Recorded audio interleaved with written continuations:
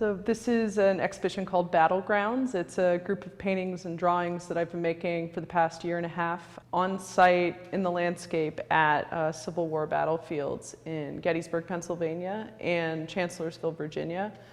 These drawings all started on the 4th of July. There were some sorts of rumors of a flag burning or something, so there were these buses of armed alt-right militias showing up, and I felt like I was oddly in the right place and set up to make a drawing that day, and kept returning to paint and draw for the next year and a half. So it felt like such an urgent and desperate time, fall 2020, with COVID, with the election, and I've really been looking to these charged and scarred and historically very violent landscapes to grieve and to witness. It's seen far more than I can ever possibly imagine, and I think there's a lot to learn from it, and I'm afraid of the country returning to that. The speed of drawing, the kind of urgency of Sumi ink on paper, it's fast, it's quick, it's the closest I can get to keeping up with the change and movement in the weather and the space and the plants around me is through drawing, without the extra kind of time and pause of mixing color. It's a different process. So these drawings, they're keeping up with that kind of immediate change. And these take place over the course of 3 to 8 hours. It's like a solid chunk of time. And I like that with Sumi ink, there's a kind of accumulation of material, and the only way through it is more. I like the way it shows everything that has touched the page. Like there's nowhere to hide. So actually, these 4 drawings up top here, I started them in October 2020, in the weeks leading up to the presidential election, and they took place at a field at Gettysburg. It's sort of charge of Confederate forces that moved up across this field, and thousands of people died, and it was as far north as the Civil War ever got. So these trees are the sort of quote-unquote high watermark of the Civil War. So I was making my way across the field, stopping at fence lines, and all the sharp grasses in the field started to kind of feel like people moving through it, and I'd return each weekend moving closer and closer to this group of witness trees. Just standing in these grasses that were maybe 4 feet tall. It was off the path. I wasn't quite sure in terms of access if I was allowed to be there, and it was lots of tourists around and very high visibility spots, so I felt conflicted about that and the sort of attention it was bringing. But it sort of comes with the territory of working on site. And then here, I just turned around and faced the other direction of the field I had just walked up. I'm just using black ink and a dry brush, almost like charcoal. Other times I will dilute the ink with water, but once it dries, it's permanent. And that creates a sort of softer field, like in this boulder here. Weirdly, a sort of figure emerged out of the cracks in the boulder.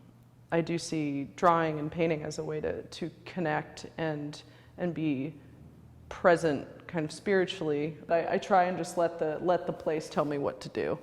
I went to Gettysburg one day in April, I think, and they were doing I couldn't get to where I was going to draw because they were doing prescribed burns.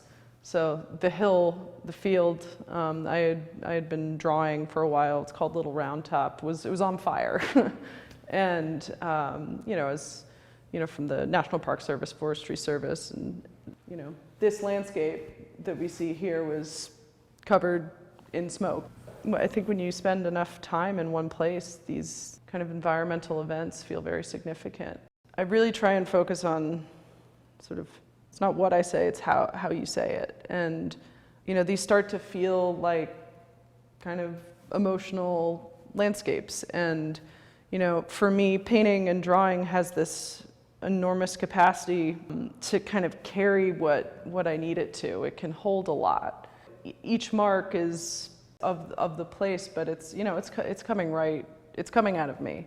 It was also in direct conversation with the photography that's taken place there after the war, and also the history of Chinese landscape painting and just using almost calligraphic marks. I've been looking to the work of artists such as Sally Mann, Julie Meritou, Mark Bradford, Rodney McMillian, Rackstraw Downs, artists whose work contends with the history and current realities of the land in really important ways.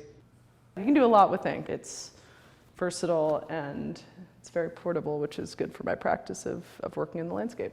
These paintings over here, they're oil paintings, and I was really trying to pull back on the color I was using. And I wanted to use color to slow down the way we encounter the space through this painting. And I was looking directly to the colors of the boulders. You know, these are the same hills and ravines that I'm drawing, but I'm using metallic pigments and really getting physical and sometimes violent with the marks here.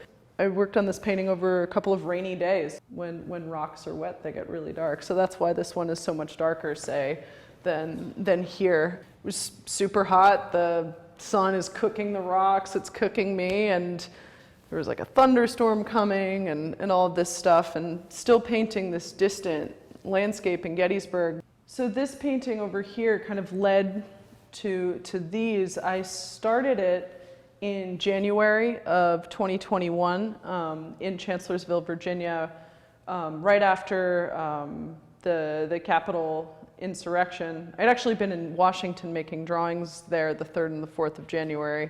And this is the painting I was making in the kind of week after that, just processing.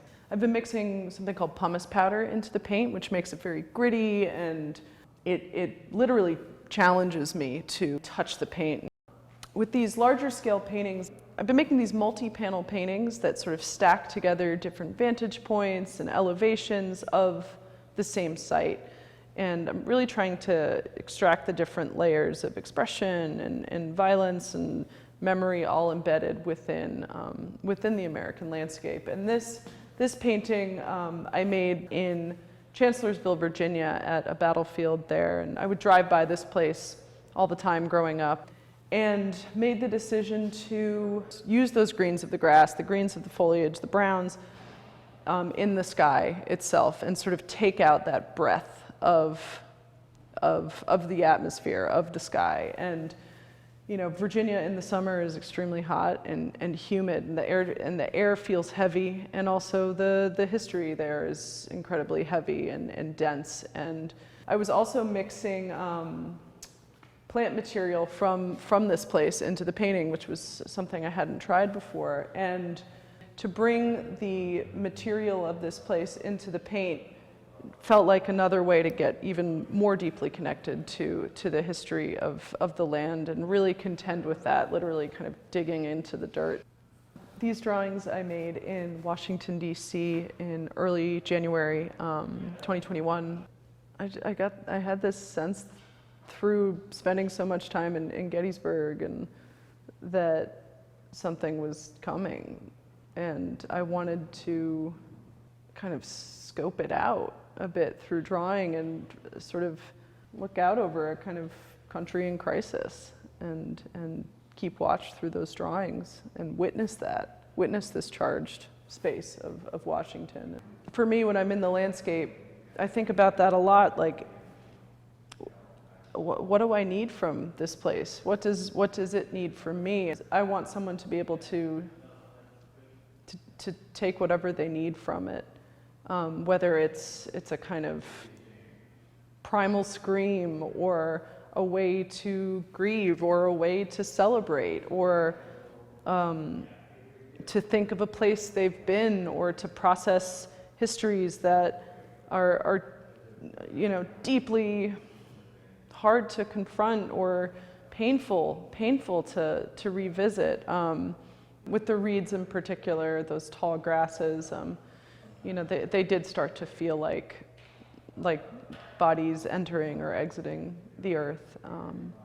And even sometimes when I was, packing up and walking back across the field and it was getting dark, some of those grasses or reeds would shift in the wind or blow, and I'm looking over my shoulder, and it felt sometimes like a very spiritual presence. And I think, you know, these grasses, these rocks, I think they can kind of hold the memory of what happened there, and which is, you know, a large part of the reason I'm even making work here in the first place, is to witness whatever this land has endured and continues to.